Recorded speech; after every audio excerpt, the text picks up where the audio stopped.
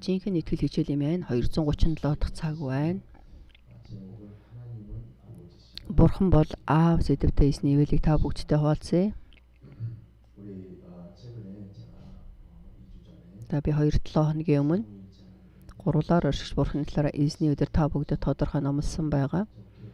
Тэгэхээр бид нар Бурханд яаж үйлчлэх үү?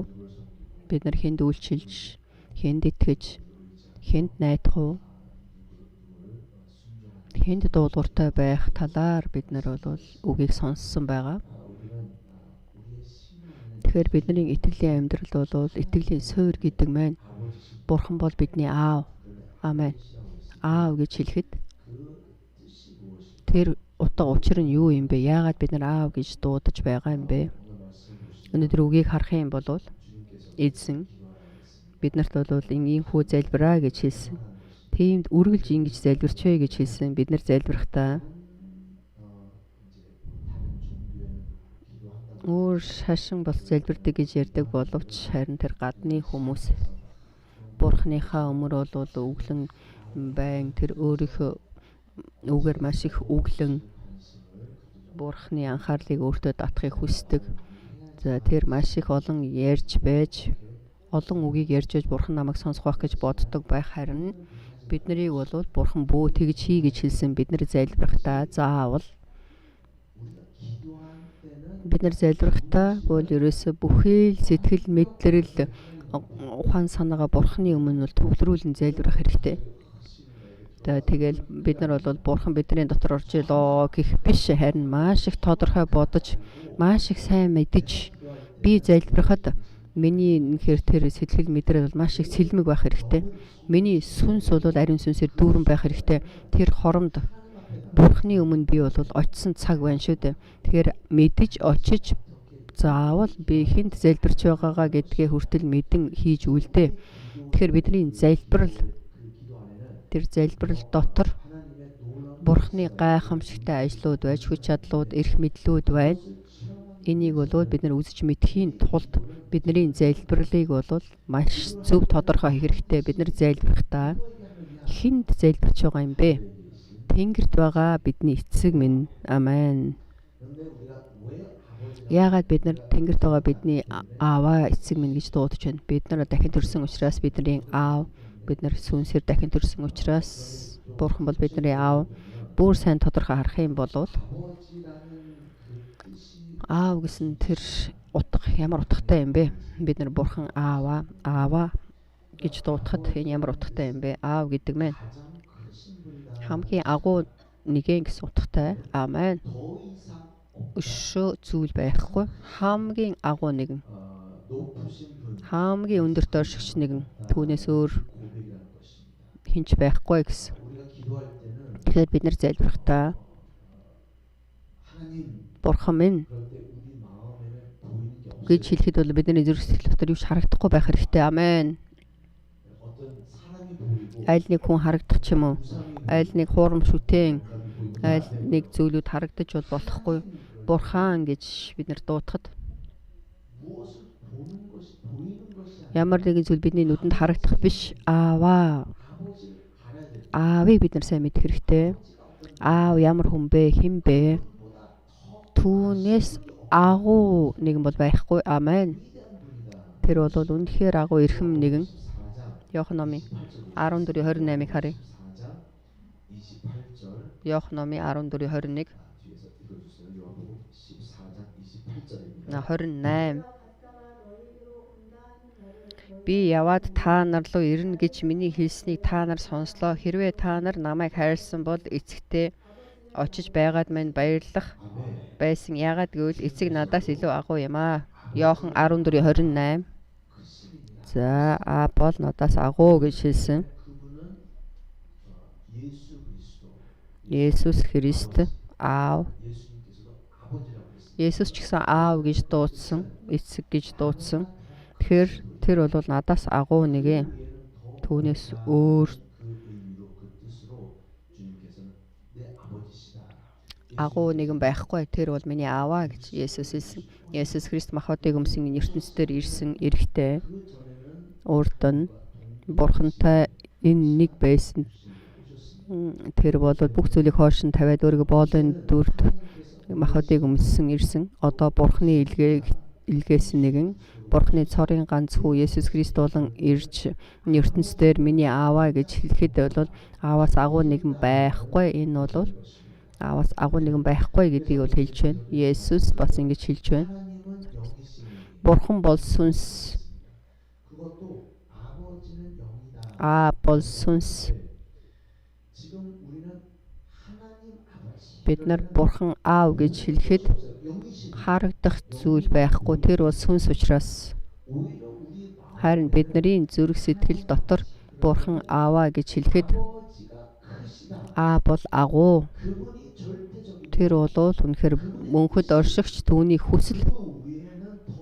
Түүнээс бол түүний хүслээс өөр зүйл байхгүй. Мөнхөд оршигч Бурхан, цор ганц Бурхан. Амен. Энийг бол бид нар хараад зогсохгүй мэдэх хэрэгтэй. Амен. Тэнгэрт байгаа бидний эцэг минь гэсэн энэ үг. Тэнгэрт байгаа тэр нэгэн Тэнгэрийн гол төвд байгаа юм биш ээ. Тэгэхээр энэ орчуулга бол маш их сайн орчуулагдсан. За тэгээд эцгийн дотор байгаа нэгэн гэж орчуулсан. Бурхан бол сүнс учраас тэр дотор байгаа зогсохгүй хязгааргүй оршигч. Би 2-7 хоногийн өмнө та бүгдэд номлосон байгаа. Бүхий л зүйлүүд Бурханы дотор байдаг. Бүхий л зүйлүүд Бурханы дотор байдаг учраас түүнээс агуу нэгэн бол байхгүй. Түүнээс агуу нэгэн байхгүй. Амен. Энэ бол бидний итгэлийн амьдралын бүр үндсэн суурь. Бурхан ааваас агуу нэгэн бол байхгүй. Бурхан ааваас агуу том нэгэн байхгүй. Илүү гайхамшигтай зүйл байхгүй. Тэгэхээр бид нар бол хараад зогсох биш. Тэр бол хэн бэ? Тэнгэрт байгаа бидний ааваа. Яагаад тэнгэрт байгаа юм бэ гэдэг тэр үгийг өгсөн шалтгаан нь бидэнд хүнд агуу зүйл гэж бол байхгүй. Бид нар дээшээ хараад тэнгэр шашиж гисэн бар тэнгэрийг хараад тэрнээс өөр зүйл байхгүй гэж хардаг. Тэнгэр бол хамгийн агуу өргөн өндөр гэсэн тийм суурьтай байдаг. Харин тэнгэрээс агуу нэгэн байна. Мөнхөд оршигч нэгэн сүнс болсон Бурхан. Тэр бол ааваа. Амен. Аав гэж дуудахад тэр бол агуу нэгэн.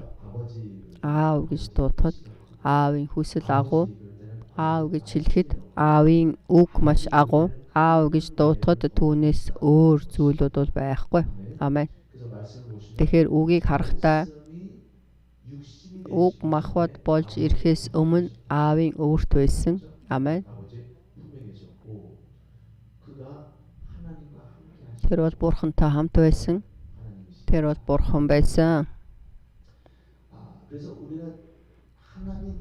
Тэгэхээр бид нар Бурхан ааваа гэж дуудан залбирахад тэр залбирлын цаг маш их залбирлын цаг шиг агуу цаг байхгүй. Бид нар болохоор Бурхан залбирхдаа Бурхан минь аа гэхгүй шүү дээ. За тэгээд би бол өглөөний залбирал эхлэхдээ бол эзэн гэж дуудаж эхлээ сүлдээ гэж залбирдаг үе байдаг. За тэгээд заримдаа бол үнэхээр залхуурах үеч байна. Тэр залбирал үнэхээр яаж хариулт авч өгөхөөч мэдэхгүй. За тэгээд маш олон бодлууд байдаг. Тэгэхээр бид нар ингэж Бурханы өмнө залбирч байхдаа Бурхан ааваа гэж дуудаж эхэлсэн учраас та бүгд бодоод үзнэ үү? Хин нэгэн хүннээс би тусламж авахар очино.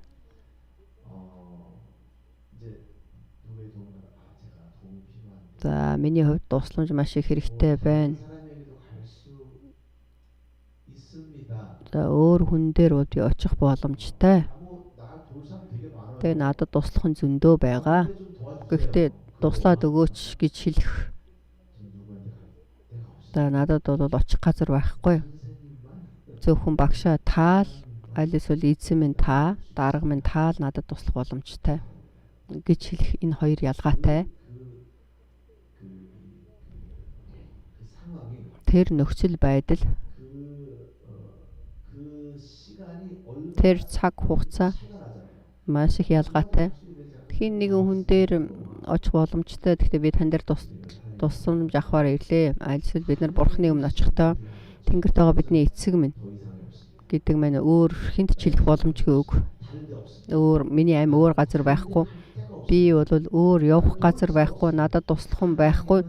Бурхан бол миний амь. Бурхан бол миний ерөөсөө Бурханы амь.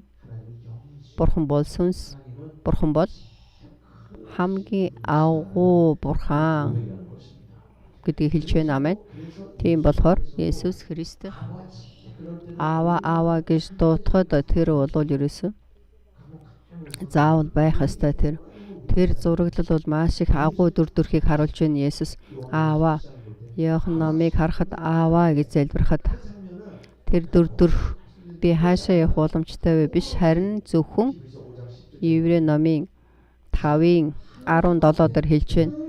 Бурханд бол бүр нулимс гарган Бурханы өмнө уйлж байна шүү дээ. Намайг аварсан, надад амийг өгсөн эзэн минь ээ, үнэхээр таны хүсэл биелэгдэх ёстой. Та бол агуу нэгэн. Танаас агуу нэгэн бол байхгүй.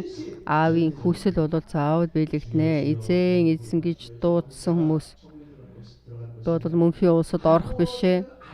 Аавыг мэдж тэр бол агуу нэгэн учраас түүнээс агуу нэгэн байхгүй. Түүний хүслийн дагуу, аавын хүслийн дагуу хийж үлдэж байгаа нэгэн. Тийм үгийг бол маш олон хэлсэн. Сүүлчийн хоромт ч гэсэн аавын хүслийн дагуу. Тэгэхээр бид нар Бурхан Аава бидний залбирал Тэнгэрт байгаа бидний эцэг минь гэдэг бол ерөөсөө Тэнгэрээс агуу нэгэн. Бурханаас агуу нэгэн бол байхгүй гэдгийг бол бид нар Бурханы өмнө хэлэн Бурханы өмнө очиж байна. Тэгэхээр бид нар үнэхээр миний зүрх сэтгэл дотор үнэхээр энийг мэдрэхэд Еврей номын 6-ыг харъя. Еврей номын 6-гийн 13. Учир нь Бурхан Авраамд амлалт өгөхдөө өөрөөсөө агуу хинээрч тангаргалж болохгүйгээс хойш өөрөөрөө тангаргалж. Амен. Тийм ээ. Бурханаас агуу нэгэн бол байхгүй. Тэгэхээр бид нар энийг бол хэлэх хэрэгтэй. Бурхан Ааваас агуу нэгэн алга байна. Бурхан минь би Бурханы дотор байна. Бурханаас агуу нэгэн байхгүй. Тэгэхээр Авраамд Бурхан за энэ Бурхан болохоор Авраамд амлалтаа өгөхдөө өөрөөсөө агуу хинээрч тангарах боломжгүйгээс хойш өөрөөр тангарсан. Яагаад Бурханаас өөр агуу нэгэн байхгүй учраас. Тэгэхээр бид нар хэн нэгэн хүнтэй амлалтаа өгөхдөө бол хэн нэгэн агуу хүний нэрийг өрөөд бид нар амлалтыг өгдөг шүү дээ. Тэр амлалт гэдэг маань амлалтаа биелүүлэхийн тулд ямар нэгэн тийм байрцааг хэлж байна. Бурхан болвол Бурханаас агуу нэгэн байхгүй учраас Бурхан өөрөөрөө тангаргалж байна гэж Еврей номын 6-гийн 13 дээр хэлж байна. Өөрөөсөө агуу хинээрч тангарах боломжгүйгээс хойш өөрөөрөө тангаргалж байна. Тангаргалж амлалтаа өгсөн. Бурханы үг Бурханаас агуу нэгэн байхгүй учраас Ааваас агуу нэгэн байхгүй учраас Аав тангаргалж хэлсэн тэр бол үг ээ. Бидэнд өгсөн тэр тангараг бол өөрөөрөө тангаргалж өөрөөрөө тангаргалан амлсан тэр үг бол бидэнд өгсөн үг ээ. Амен. Амен. Тэгэхээр бид нар энэ үгийг хүлээн авна гэдэг маань Тэнгэрийг хүлээн авсан юм биш ээ. Өшөө агуу маш том агуу хамгийн агуу чухал. Бид нар ийм ухтаач гэсэн би энэ имийг уухтаа энэ бол маш их хүнтэй, маш их сайн, маш их хүнтэй ийм янз янзын юм байна. Тэгтээ хамгийн сайн ийм гэд бид нар бол тэгэл ийм уудаг шүү дээ. Тэгэхээр бид нар бол үргэлж энийг харьцуулж байдаг. Бидний зүрх сэтгэл бол харьцуулахаас өөр аргагүй байдаг учраас бид нар үргэлж цаг байна. Цаг хугацаа явж бүхий л зүйлүүдийг бол ялгаж харж чадаж байгаа учраас бидэнд шин зүйлүүд, сайн зүйлүүд, өшөө сайнаас сайн зүйлүүд байх хэрэгтэй гэсэн зүрх сэтгэлтэй байдаг. Ямарваа нэгэн зүйлийг хооронд нь харьцуулдаг шүү дээ. Бидний зүрх сэтгэл дотор. Тэгэхээр ямар нэгэн зүйлийг харах юм бол, ямар нэгэн зургийг харах юм бол энэ зураг тэр зургаас илүү гоё юм бэ ч юм уу. Аль эсвэл нэг хүнийг харах юм бол нэг хүнийг нөгөө хүнтэй харьцуулж хардаг. Тэгэхээр машиныг ч гэсэн бид нар харахтаа, газрыг харахтаа, ямар нэгэн тийм зүйлүүдийг харахтаа за тэр тоглоом, энэ тоглоомоос ч дээр ингэх мэтчлэн харьцуулж хардаг учраас бид нар сайн зүйлийг худалдаж авдаг бөгөөд энэ бол жинхэнэ сайн зүйлээ гэх юм бол энийг хүсэмжилж байдаг. Өшөө сайн гэж хэлэх юм бол энэ бидний зүрх сэтгэлд бол байрыг эзэлж юм бол өөр зүйл харагдахгүй, зөвхөн тэр сайн гэж бодсон зүйлэл хурдан авахыг хүсэж тэрнтэйг бол худалдан авах юм бол үнэхээр хамгийн гайхамшигтай үнэтэй зүйлүүд надад байна гэсэн тийм зүрх сэтгэлтэй болдог. Энэ бол хүн. Тийм болохоор Бурхан бол харьцуулах хэрэггүй. Та нарын нөхцөл байдал, та нарын нэр хүнд, та нарын хүч чадал, энэ ертөнц болон энэ бүхий л асуудлуудыг бол харьцуулах хэрэг байхгүй. Би хамгийн агуу та нарын ааваа. Амен. Тэнгэрт байгаа бидний эцэг минь гэж бид нар хэлэхэд Бурхан минь энэ цагт өөр зүйл миний зүрх сэтгэлд орж ирэхгүй байна гэсэн үг ээ. Энэ цагт өөр зүйлийг харьцуулах боломжгүй гэсэн үг. Энэ чухал цаг, энэ үзэсгэлэнтэй сайхан цаг. Энэ цагт би Бурхан аавын өмнө ирсэн энэ газар хамгийн агуу газар өгөөд ирхэм аавтай уулзах газар учраас амен. Аавцаа уулзсан цаг учраас амен. Энэ бол бидний итгэлийн амьдрал. Тийм болохоор Бурхан та бүгд дахиад бодоод үснэ. Хүн хүний нэр хүндийг барьж ярьдаг. Хүн хүний нэрийг барьж ярина гэдэг мэн. Хүний тэр хил хязгаар. Тэгэхээр бидний хичнээн нэр хүнд чухал байж, хүч чадалтай байж би бол надад ямар нэг эрх мэдэл байсан ч гэсэн бид нар сайн зүйлийг бол өгөхөд энэ миний хил хязгаар байна. Заримдаа бид нар энийг харахтаа би өөрийгөө харуулж байна. За тэгэл янз янзын картнууд тэр нэрийн хуудасаа өгөх юм бол за тэгэл тэр нэрийн хуудсан дээр мундаг юм бичсэн байх юм бол ийм бас ажил хийдэг юм байна. Вау гэж хардаг шүү дээ. Тийм бол Бурхны өмнө бол ийм зүйлүүд биш ээ. Бурхны өмнө бол энэ болгон хязгаартай. Бурхан минь би энэс өөр зүйл хийж чадахгүй гэсэн үг ээ. ертөнцид хамгийн агуу баян хүн ч гэсэн Бурхан минь надад энэс өөр зүйл алгаа. Энэ бол хүний хязгаар. Харин Бурхан бол тэгэхээр Бурханд болвол хязгаар гэж байхгүй. Бурхан бол хамгийн агуу учраас Бурхан өөрийнхөө нэрийг бариад энэ дээр тангаргалж байна. Тэр тангараг маань түүний амлалт. Түүний амлалт бол гэрээ. Тэр бол Есүс Христэ. Амен. Түүний тангараг нь амлалт нь Есүс Христ. Тэгэхээр бид нар Есүс Христэд итгэхэд Бурханы агуу. Бурхан бол агуу. Өөр тэр агуу зүйл бол түүнээс өөр агуу зүйл байхгүй. Бурхан бол энийг тангаргалж хэлсэн, өөрөөрөө тангаргалан хэлсэн. Тэгэхээр бид нар Есүс Христийн нэр миний нэрээр залбираа гэж хэлсэн. Миний нэрээр залбир гэж хэлсэн шалтгаан нь бид нар Есүсийн нэрээр аав руу очих боломжтой. Амен. Эзэн би зам үнэн амь аав руу очих тэр агуу нэгэнд очих тэр зам бол зөвхөн миний нэр Есүсийн нэр. Энэ нэр бол аавын надад өгсөн нэрээ. Аавын бидэнд өгсөн зүйлүүд бол хамгийн агуу зүйлүүдийг Бурхан бидэнд өгсөн. Амен. Есүсийн нэрээр бид нар залбирна хэм болов урд нь би та бүгдэд хэлсэн. Бид нар залбирахдаа Есүсийн нэрээр залбирч байна гэж хэлж байгаа. Урд нь бол тэгж залбирч байгаагүй. Бид нар Есүсийн нэрээр залбирч байна гэж хэлээд Есүсийн нэрээр залбирлаа гэж хардаг. Бид нар энэ үгийг хэллээ гэд энэ Есүсийн нэрээр залбирлаа гэж хэлснээрээ энэ залбирал хүч чадалтай болж байгаа юм биш ээ. Есүсийн нэрээр би болохоор Аавын нэрээр хийсэн гэсэн утга нь Аавын нэрийг дуудаж тэр нэрний ард талд хэлсэн учраас энэ бол бүрэн төгс болно гэж хэлж байгаа юм биш ээ. Маш олон хүмүүс залбирахдаа тэгж боддог. За би бол ёс суртахууны хувьд, онлын хувьд би эзний заасны залбирлыг би залбираад тэгээд Есүсийн нэрийг хэлээд тэгэл ямар нэгэн зүйлийг дистралтай хийх юм бол ямар нэгэн зүйл болно гэж боддог. Харин Есүсийн нэрээр залбирна гэж хэлэх нь тэгж хэлэхгүй байсан ч гэсэн бид нар Есүсийн нэрийн өмнө өвдөг сөгсөн үгүй юу гэдэг нь маш чухал. Амен.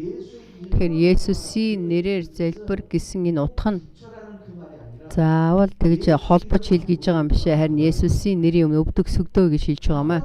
Аав агуу нэгэн гэсэн үг. Амен. Аавын нэр бол агуу нэр. Өшөө илүү зүйл байхгүй. Би түүний өмнө өвдөг сөгдөн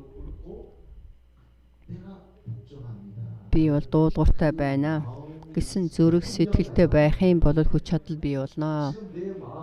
Тэгэхээр миний зүрх сэтгэл дотор бол бүгдийг харьцуулан бодож байна. Би ингэж үнэхээр залбирч байхад би ингэж тэгж гэсэн тэгж бодолтой байдаг. Энэ бол миний зүрх сэтгэл дотор өөр зүйл айл хизээний намайг миний эзэн болоод намайг захираад байгаа учраас Филиппой 2:9 бид бүгдээр Филиппой 2:9-ийг харах юм бол Есүсийн нэрийн өмнө Тэнгэрийн дээр байгаа Тэнгэрийн дор газрын дор байгаа бүгд Есүсийн нэрийн өмнө өвдөг сөгдөнө гэж хэлсэн. Энэ бол Есүсийн нэрээр гэсэн үг ээ. Есүсийн нэрээр гэж хэлэхэд зүгээр энийг холбох биш. Бид нар хүүхдүүдтэй заахтаа үгүй. Заавал Есүсийн нэрээр залбирлаа гэж хэлээ гэж хэлдэг. Тэгэхээр Есүсийн нэрээр залбирлаа гэж хэлэхгүй энэ залбирд бишээ гэж хэлдэг. Тэгэхээр заримдаа бол энийг би үнэхээр зөв заавгүй юу гэж эргэлздэг. Тэгээд энийг холбож хэлээ зогсохгүй. Дараа нь бол энэ бүр дадал зуршир болчихсон гэж хэлээд байдаг шүү дээ.